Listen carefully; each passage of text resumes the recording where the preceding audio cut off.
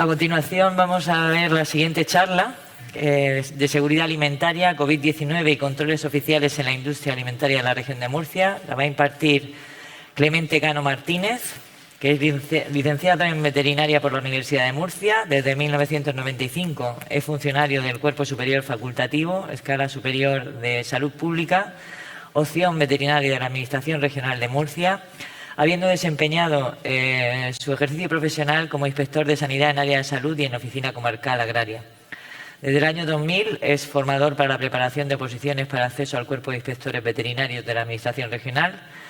Desde abril de 2008 hasta julio de 2020 ha sido el responsable de la sección técnica y de formación del Ilustre Colegio Oficial Veterinario de la región de Murcia.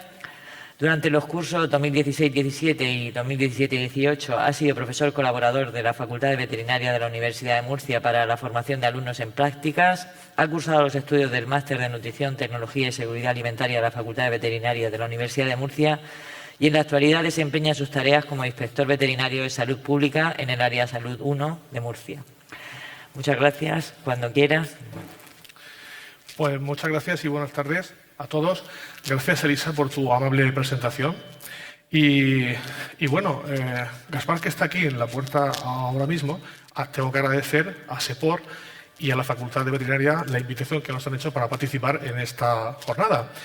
Pero dicho esto, Gaspar, dada la categoría de los ponentes y la calidad de las intervenciones, esto es un embolado. Por tanto, me tengo que venir arriba y la mejor forma de venirme arriba es recordando viejos tiempos. Entonces, yo hace 30 años que descubrí SEPOR, hace 30 años que vine a SEPOR por primera vez, fue en el año 91, y he sido un asiduo a este evento, no solamente con fines académicos, sino también lúdicos, en las famosas migas del stand del colegio. Esta mañana hemos probado las migas lorquinas y siempre había dos equipos. Un equipo de las migas del noroeste comandado por Blas Marsilla y otro, un equipo de migas lorquinas comandado por Pedro López y Antonio Pérez Chueco, dos lorquinos. Y aunque había sana rivalidad, pero todas estaban deliciosas, ¿vale? Entonces, bien, pero evidentemente no he venido aquí para contarles mi historia, o quizás sí, porque todos nosotros formamos parte de esta historia. Una historia que comenzó el 31 de diciembre de 2019 en la localidad, en la ciudad de 10 millones de habitantes de Wuhan, en China. Creo que retengan ustedes una cifra. El 11 de marzo de 2020 fue el día en el cual la OMS declaró que esa era una pandemia. Y como se ha visto esta mañana en la charla, esta imagen del tráfico aéreo, de las rutas aéreas a través del mundo es muy ilustrativa. Porque fíjense ustedes que en apenas 2 meses que se produce el primer caso fuera de China, ya en apenas 2 meses se declara el estado de pandemia. Bien, ¿por qué nos ha molestado tanto este virus? ¿Por qué ha sido tan dañino para nosotros? Una razón bien sencilla. Es una enfermedad emergente, no estábamos preparados para ella, no hay defensas. La mortalidad, alguien pensará que bueno, su tasa de letalidad no es tan alta comparado con el virus, por ejemplo, su primo, que es el MERS, ¿no? Pero que a fecha del viernes iban 4.927.000 fallecidos en el mundo por causa de esta enfermedad, del coronavirus. Y fijaros, una cosa, lo que más nos ha hecho daño es que nos ha cambiado nuestra forma de ser. Fíjense lo que decía el doctor Sánchez Vizcaíno, casualmente una foto que aparece ahí de su visita a SEPOR, que también viene bastante. La afectividad española es un paraíso para este mecanismo de contagio. Nos abrazamos, nos besamos, hablamos mucho y alto y todos a la vez. Es algo que hay que tener en cuenta cuando se elaboren planes de contingencia. Ahora veremos a lo largo de la charla lo que es un plan de contingencia y para qué sirve. Y con respecto a la pregunta de que si estábamos avisados o sabíamos que esto podía pasar, pues alguien pensará que sí, obviamente. En este trabajo de la Facultad de Farmacia ya se veía las medidas de precaución, las medidas de prevención que se adoptaban en otros países cuando sufrieron la enfermedad, ya sea del SARS-CoV o del MERS, primos hermanos de este virus que tenemos ahora. Bien, ¿qué ha pasado desde entonces? Desde entonces, toda nuestra vida, tanto profesional como personal, ha estado regulada por normativa. La última de ellas la tienen ustedes aquí a nivel nacional y fíjense ustedes que esta foto no es de hace un año, esta foto es de hace una semana, donde yo compro el pan en la panadería del barrio, donde hay una cola para entrar porque hay un aforo limitado, hay una distancia de seguridad y la gente va con mascarilla. Nos ha cambiado, este virus nos ha cambiado a todos, ¿vale?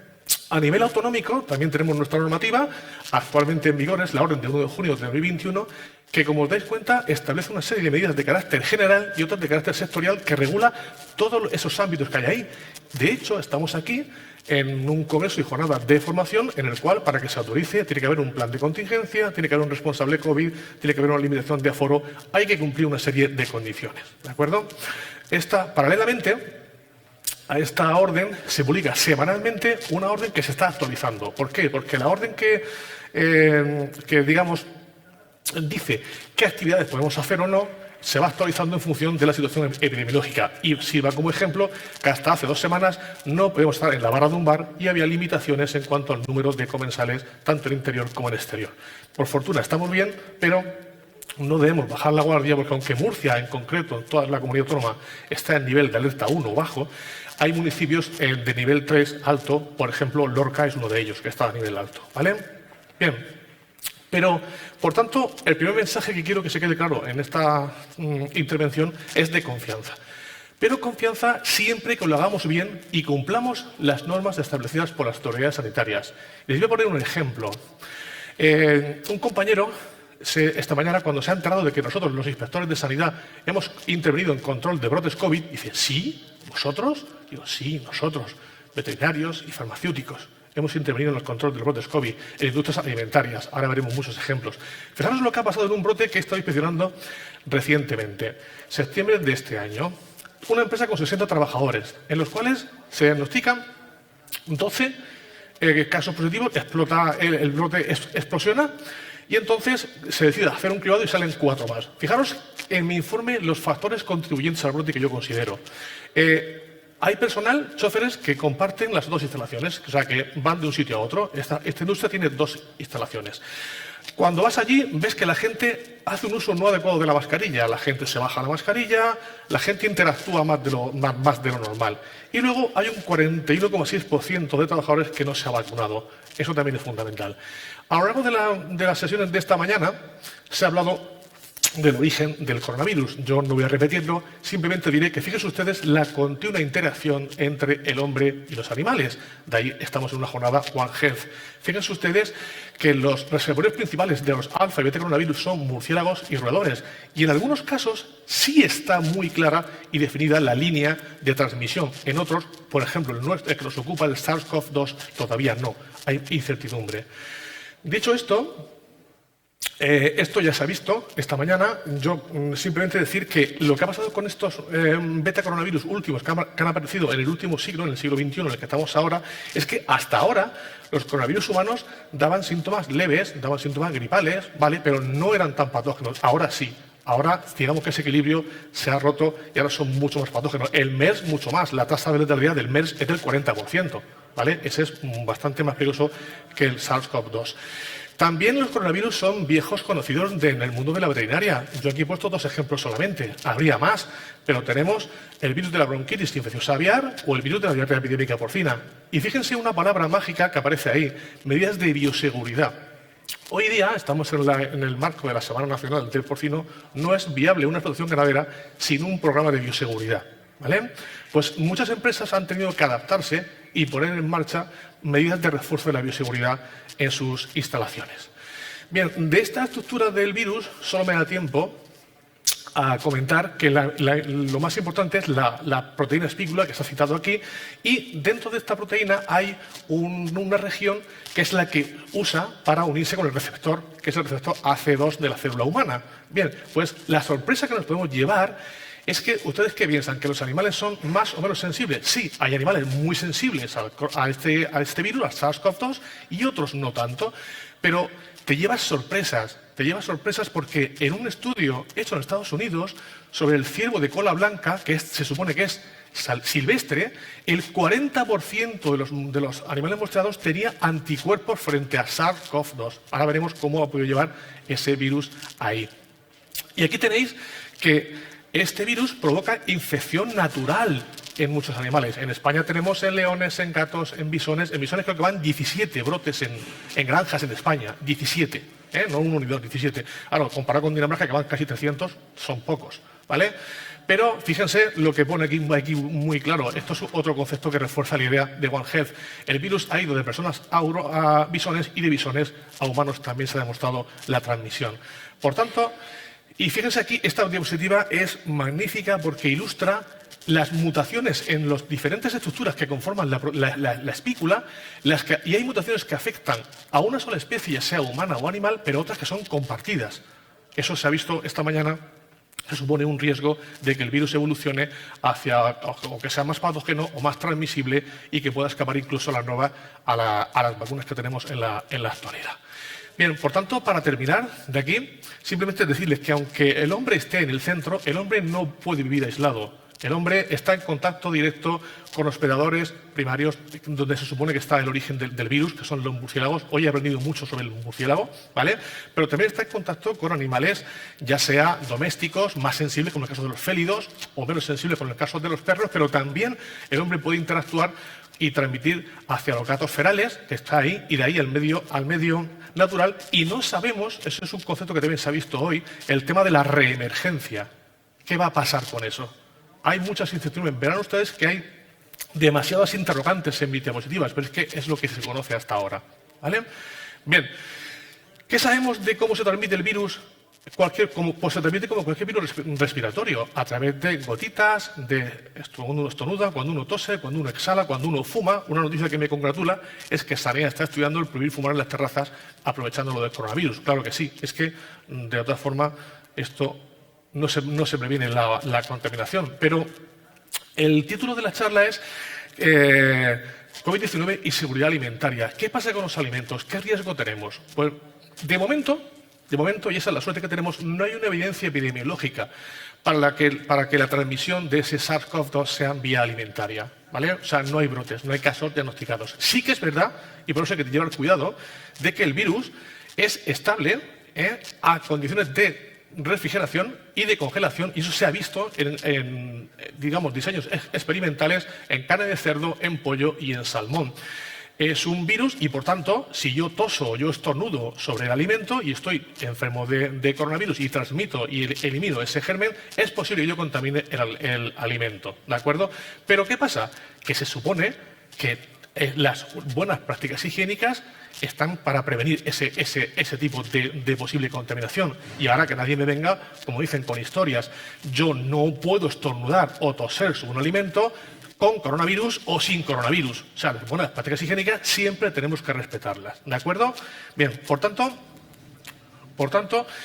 el siguiente mensaje es ese: tranquilidad y confianza. ¿Por qué? Porque hay una serie de normativas que están obligados a cumplir los operadores económicos. Esto que se conoce como food law, como paquete de higiene, ¿vale? Entonces, hay una serie de normativas que obliga al operador económico a aplicar una serie de controles en sus instalaciones para garantizar que el alimento que se pone en el mercado es sano y seguro, ¿vale? Y esto vale para cualquier virus, para cualquier agente patógeno, incluyendo el coronavirus SARS-CoV-2, ¿vale? Bien. De acuerdo. Bien, pero ¿qué pasa?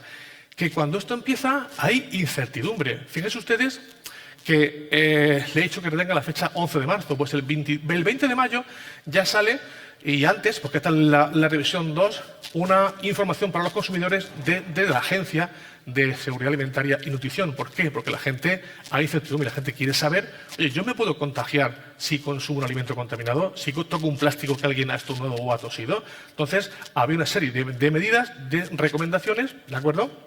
Evidentemente, en cuanto a la transmisión del virus, ya lo hemos comentado, pero decía lo que se sabe hasta ahora, que no hay evidencia epidemiológica de que el virus se transmita vía alimentaria, ¿de acuerdo?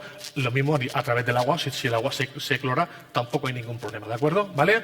Siempre exigía y recomendaba extremar las medidas higiénicas, incluso en nuestros domicilios. Creo que al principio había como un poco de, no sé, sensación de me puedo contagiar, lo lavo todo cuando venga, tiro todos los envoltorios, lo tiro todo, desinfecto todo, ¿vale? Pero que yo sepa, vuelvo a decir, la desinfección de vegetales que se van a consumir en crudo, eso se hacía antes del coronavirus, eso no tiene que ser nuevo de ahora, ¿de acuerdo? Bien, luego otra cosa que nos han preguntado mucho, el tema de si con agua y jabón. Sí, con agua y jabón el virus lo eliminamos. Si uso un programa de lavavajillas caliente o para lavar la ropa de trabajo, también superior a 60 grados, también elimino el virus. Y otra pregunta que surgió, que era lógica, era el tema de si existe algún complemento, algún alimento que prevenga, trate o cure el coronavirus. Bien, pues una cosa es que haya alimentos que fortalezcan el sistema inmunitario. Ahora, si tiene cualquier duda, seguro que Gaspar me echa una mano en esto. Pero una cosa es que haya un alimento que prevenga, que fortalezca el sistema inmune, y otra que yo piense que por comerme un ajo todos los días no voy a pillar el coronavirus y puedo ir sin mascarilla y puedo ir alegre por la vida. Creo que no tiene, o si no, Gaspar, que me corrija. Bien. Si alguien ha sido muy observador, habrá visto que la fecha del documento de ESA era del 20 de mayo. Y alguien puede pensar, sí, Clemente, pero no estamos a 20 de mayo de 2020, estamos a 25 de octubre de 2021. Pues yo me he ido a la página web de la EFSA y entonces te remite a este documento del Instituto Alemán para la Evaluación del Riesgo y vuelve a decir lo mismo. Este está actualizado en febrero del 21 y sigue diciendo lo mismo. No hay evidencia epidemiológica de transmisión alimentaria de este virus, del SARS-CoV-2. Pero, tercer mensaje de la charla, ninguna actuación por sí sola es perfecta para prevenir la infección. Es la suma. ¿Ustedes recuerdan el eslogan de la Comunidad de Madrid, que decía Madrid es la suma de todos? Pues esto es lo mismo. Es la suma de todas esas medidas la que hacen que podamos estar protegidos de una manera más o menos segura de poder contagiarnos frente al virus. La regla de las 6 M's, todo el mundo las tiene en mente. ¿De acuerdo? ¿Vale? Una muy importante, la ventilación. Aquí en Murcia, por la variedad del clima, no nos ha costado mucho tenerlo todo ventilado. ¿De acuerdo? Los colegios, hay que ventilarlo, venga, a ventilarlo sin ningún problema. ¿De acuerdo? Bien, pero las que sí dependen de nosotros y debemos de respetar siempre es lavado higiénico de manos, saber lavarse las manos, uso obligatorio de mascarilla cuando tengamos que utilizarla y distancia social e interactuar lo menos posible con desconocidos. ¿De acuerdo? Bien, pero insisto, las conferencias de esta jornada han sido magníficas, pero ahora vamos a hablar de lo que hemos hecho como administración, como autoridades de control oficial. No tanto importa el cuánto, no me importa el cuántas actuaciones se han hecho, sino el cómo y el por qué. Se han hecho actuaciones directas o indirectas. Las actuaciones directas son las que tienen que ver, el motivo era un motivo por un brote COVID, o una denuncia de que en algún sitio no se cumplía la normativa COVID, o campañas que hemos hecho de control de centros comerciales, establecimientos de restauración, eventos multitudinarios y ocio nocturno. Aquí está Encarna, que está aquí sentada, midiendo con una compañera la distancia de 2 metros en el concierto de Loquillo, en Murcia. ¿Vale? Había que asegurarse de que se cumpliesen las medidas. Y aquí estamos, inspectores farmacéuticos y veterinarios dispuestos a ir por las tascas de Murcia controlando los establecimientos de restauración en la feria de primavera. ¿De acuerdo? Bien, ¿y cuáles han sido las actuaciones indirectas? Pues nosotros en todos los protocolos de inspección hemos insertado un ítem más para verificar si cumple, si tiene un plan de contingencia y si cumple con las medidas básicas de prevención. ¿De acuerdo? Pero fíjense ustedes que ya el 13 de abril de 2020 ya salimos a hacer inspecciones, específicas de COVID para comprobar si los establecimientos habían implantado la guía de buenas prácticas para prevenir los contagios. Bien, por tanto, eso es lo que he dicho. Ha habido diferentes campañas a nivel de... Fíjate, una cosa que ha causado mucha polémica es el tema de las cachimbas, porque la norma te permitía fumar siempre que no hubiese nadie en 2 metros a tu alrededor. Y la gente decía, pero es que yo soy conviviente. No. Si no hay nadie, es nadie. No, ni conviviente ni no conviviente. No puede fumar en cachimba. Eso nos ha dado más de un problema. ¿Vale? A nivel de los centros comerciales hemos insistido en la ventilación, fundamental, en el control de aforo. ¿Vale? Ahí tienen ustedes, en la nueva condomina había un monitoreo a tiempo real de la gente que tenía. Cuando el relojito se aproximaba al amarillo, saltaba y se cerraban las puertas y no podía entrar nadie. ¿De acuerdo? Bien, seguimos. Vale, bien. Nosotros, por mandato de la ESAN, tuvimos que salir a hacer inspecciones rápidamente. O sea, no podíamos quedar. ¿Por qué? Porque la alimentación ha sido un sector esencial desde el principio. Yo puedo estar un mes o un año sin ir al cine, pero sin ir al supermercado, creo que estuve ayer. Le faltaba pan a mi mujer y tuve que ir a comprar pan. ¿De acuerdo? Por tanto, Era fundamental, ¿por qué? Porque teníamos que evitar una crisis alimentaria. ¿A qué se refiere eso? No podían haber brotes incontrolados en las industrias, porque había que cerrar también la industria. Entonces hubiese sido un caos todavía mucho mayor, ¿de acuerdo? Y entonces nosotros hicimos un protocolo, ¿de acuerdo? La última versión es esta, en la cual cuando vamos a una empresa comprobamos que tiene, digamos, medidas implantadas en cuatro áreas. Una, medidas de higiene de personal. Tenemos que verificar que se dispone de elementos para poder lavarse y desinfectarse las manos, uso correcto de mascarilla, evitar aglomeraciones. Un refuerzo de los programas de limpieza y desinfección, ventilación, mamparas o puestos separados a la hora de desayunar, eliminar la huella digital para fichar, eso es importante también. Evitar aglomeraciones. Había itinerarios, tuvieron que poner muchas empresas, sobre todo hortofrutícolas y de grandes trabajadores, una vía para salir y otra vía para entrar. Si todo el mundo se agolpaba, no hacíamos nada. Mucha información y una cosa muy importante, formación específica y actualizada. Era muy importante formar. Esto sin la colaboración de los trabajadores no se hubiese conseguido nunca, ¿vale? Y luego obligaba a llevar un registro importante, ¿vale? Porque el registro, en caso de un brote, es lo que te permite a ti actuar con celeridad. Si tú no tienes un registro de tus trabajadores, si comparten coche, si no tienes una ubicación de cada puesto, si no sabes dónde está, luego es muy difícil, ya lo veremos ahora, hacer una buena investigación del brote. Por esto, aunque esta mañana algún compañero me ha preguntado, sí, nosotros hemos tenido que adaptarnos, hemos tenido que digamos, asumir esa responsabilidad. Aquí está otro compañero, José Luis, coordinador de aquí de Lorca. Nosotros nunca habíamos hecho una cosa parecida a esto. Nosotros nunca. Esto ha sido una nueva actividad adquirida, una nueva competencia por nuestro servicio de seguridad alimentaria y zoonosis. Bien, con base a todo esto hemos hecho un trabajo fin de máster en el cual hemos analizado varios aspectos. Vamos a irlo viendo a continuación. En cuanto a la curva epidémica en España, esta es la curva epidémica en España. Ya me da miedo hablar de olas, después de lo que he escuchado esta mañana. Vamos a hablar de periodos, ¿vale? Pero bueno, es lo que comúnmente se conoce como olas, ¿vale? Bien, en Murcia ha sido diferente a España, ligeramente diferente. En Murcia, el primer periodo pasó casi inadvertido, el segundo sí nos pegó, el tercero después de Navidad fue el que más pegó. El cuarto en Murcia ha ido muy suavito, muy contenido, y el quinto también nos ha vuelto a dar bastante, ¿vale? ¿Qué creo yo que fue un hecho fundamental, un hecho definitivo? Fue la publicación, el 24 de agosto de 2020, de una resolución en la cual obligaba, pero cuando digo obligaba a todas las empresas e industrias agroalimentarias a implantar un plan de contingencia. ¿De acuerdo? ¿Vale? Bien. Por tanto, nosotros nos hemos centrado en estudiar los brotes que se han notificado en las industrias agroalimentarias, sabiendo que brote es cualquier agrupación de 3 o más casos por infección activa en los que se ha establecido un vínculo epidemiológico.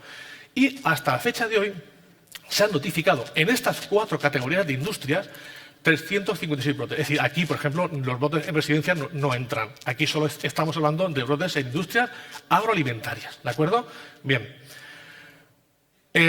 Si vemos esta curva, vemos que cada industria ha tenido un comportamiento diferente. Lo que sí hay un nexo en común es que cuando empieza la segunda ola, porque en Murcia la primera, insisto, pasó casi desapercibida, la segunda ola en Murcia sí que nos pega muy fuerte y hay una explosión de brotes y de casos. Pero a partir de empezar a poner en marcha los planes de contingencia, ¿vale? Brote sí que ha seguido habiendo, pero los casos han sido minoritarios. Si a esto le añades el efecto de la vacunación, tenemos la ayuda perfecta para tener esto, para que podamos haber salido esto, digamos, en un escenario más favorable. ¿Y qué es lo que ha pasado? Lo que decía, nosotros, en una primera instancia, el brote se controlaba con un intercambio de información entre el Servicio de Epidemiología, Servicio de Prevención de Riesgos Laborales de la Industria y la Autoridad Sanitaria, en este caso el Servicio de Epidemiología. Pero muchas veces cuando el brote se consideraba que no estaba bajo control, tenemos que actuar nosotros, los inspectores. Y esto ha ocurrido en un 40% de los brotes, ¿vale? En 142 ocasiones, ¿de acuerdo? Bien, este es el protocolo que tenemos que seguir. No lo repito porque es lo mismo que hemos visto antes. Comprobamos ventilación, medidas de control del personal, ¿de acuerdo? Pasa. ¿vale? Nosotros, si veíamos que el brote estaba fuera de control, se podía determinar que existía un cribado masivo de los trabajadores, ¿de acuerdo? Porque lo que se intentaba evitar, y esto quiero que quede claro, es la suspensión de la actividad. A veces no ha podido ser, se han dado ceses de actividad, ¿vale? Y la empresa ha tenido que cerrar durante un periodo, claro, evidentemente lo más corto posible. Pero si no demuestras que tienes el brote controlado, no puedes seguir trabajando, ¿de acuerdo? Bien. Aquí tenemos el caso de una actuación nuestra en un brote de una empresa hortofrutícola. Fijaros lo que os decía antes, el brote empieza en la semana 32, en cuanto haya 3 casos ya es un brote, pero de la 32, en una semana solo, fijaros que se cuadruplica el número de casos. ¿Qué pasa? Que vamos nosotros, hacemos una inspección, ponemos en marcha las medidas correctoras si las hubiera que poner y se ve como el brote enseguida disminuye la casuística de los casos y se puede llegar a controlar, ¿de acuerdo? En cuanto a la industria cárnica, hemos utilizado el modelo de un plan de contingencia implementado en la industria cárnica de procesados de carne de pollo, hijos de Juan Pujante. Entonces, fijaros, la industria cárnica, hemos elegido la cárnica porque comparte cierta similitud con la industria hortofrutícola, que es donde más fuerte ha pegado. Ahí suele haber alta densidad de trabajadores, ambientes de trabajo en interior, hay personal de distintas nacionalidades y distintos orígenes, etcétera, ¿de acuerdo? Fíjense ustedes que la industria cárnica, a pesar de tener tan solo 20 brotes, ha tenido el segundo ranking en cuanto a casos asociados. Ha tenido 1.098 casos asociados. Y fijaros lo que os decía, si miramos las dos gráficas, esta referente a los brotes y esta referente a los casos, vemos como a pesar de que en la tercera y sobre todo quinta ola ha habido más brotes, el número de casos ha sido mucho menor. Sin embargo, en la primera ola, también es verdad que no había vacuna, pues fijaros que con dos brotes solo hubo más de 600 casos. ¿De acuerdo? Entonces se ve la evolución. Insisto, en este plan de contingencia implantado por la empresa, pues se pusieron en marcha toda una serie de medidas destinadas a eso, a evitar la interacción, establecer grupos de trabajo lo más, digamos, estancos posibles, dispositivos para la higiene de las manos, cartelería informativa, etcétera, etcétera, etcétera.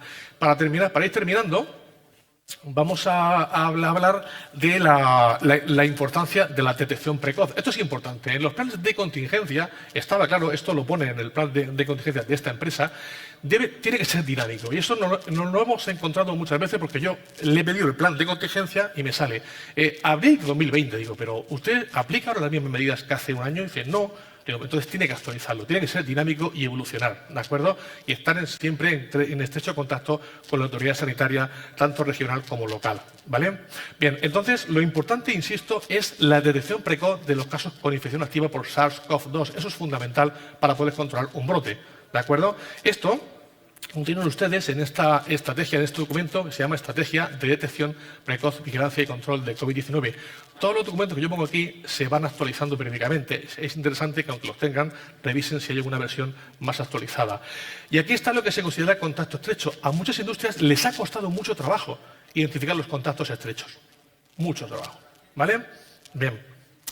Y a la hora de detectar los casos por infección activa, también ha habido empresas que han puesto en marcha programas de detección por si había a una persona que era positiva, ver los contactos estrechos que había tenido y hacerle test, hacerle pruebas. Se ha comentado esta mañana en otras charlas, dependiendo de la fase de la enfermedad, no puedes usar cualquier test o cualquier técnica de detección, ¿de acuerdo? Eso está claro, ¿vale? Bien, entonces, ¿cuáles son las pruebas autorizadas para detectar una infección activa? Están en este documento de estrategia de detección precoz, vigilancia y control de COVID-19. Y las técnicas de antígenos que se han puesto de moda ahora están aquí, aparecen aquí en este documento de la Comisión Europea, por si lo quieren buscar ustedes, ¿vale? Evidentemente, solo hay 2 técnicas autorizadas para detectar una infección activa. Las pruebas serológicas no valen para determinar si alguien es positivo o no, ¿de acuerdo? ¿Vale? Y esta es una técnica que esta mañana en la comida lo he consultado con Raúl. Esta es la técnica que han puesto en marcha en esta empresa cárnica para, cuando salía un positivo, los contactos estrechos de los trabajadores que estaban en su industria les han hecho el test de antígenos de Abbott, ¿vale? Aquí están los responsables del plan COVID de la empresa. Si tienen cualquier duda, que ellos lo expliquen, porque ellos son los que lo aplican. Se hace un triple análisis cada 48 horas. Y si los tres dan negativo, se considera que la persona no es positiva al coronavirus. Según me ha dicho a mí Raúl esta mañana, eso se ve como no lo ha dicho Gaspar, ¿verdad? Como se considera que puede ser una buena estrategia. ¿De acuerdo? ¿Vale? Bien. Estamos también analizando la relación de esta enfermedad, del SARS-CoV-2, de la COVID-19, ¿vale? Con la incidencia en la notificación de brotes de enfermedades de transmisión alimentaria, ¿vale? Entonces, hemos visto que hay informes en varios países, en otras comunidades autónomas. Hay una relación con el año pasado, ya se ha visto a lo largo de estas charlas, prácticamente el virus de la gripe desapareció en el 2020-2021 y no ha habido casos. En España creo que ha habido 14 casos en toda España. Pero queremos ver qué ha pasado con esto, porque aunque la tendencia empieza a decrecer, queremos ver qué ha pasado en el 2021. ¿Vale? ¿Qué razones hay para que esta incidencia evolucione hacia abajo? Pues que, claro, salimos menos, nos protegemos más, ha habido periodos de cierre de establecimientos de restauración. Ahora, digamos que yo esta mañana he venido aquí y me ha dado pena porque ha venido un muchacho a darme la mano y no se le ha dado, le he puesto el codo. Interactuamos menos. Entonces, eso hace que quizás estemos más protegidos, pero vamos a ver qué pasa cuando vayamos,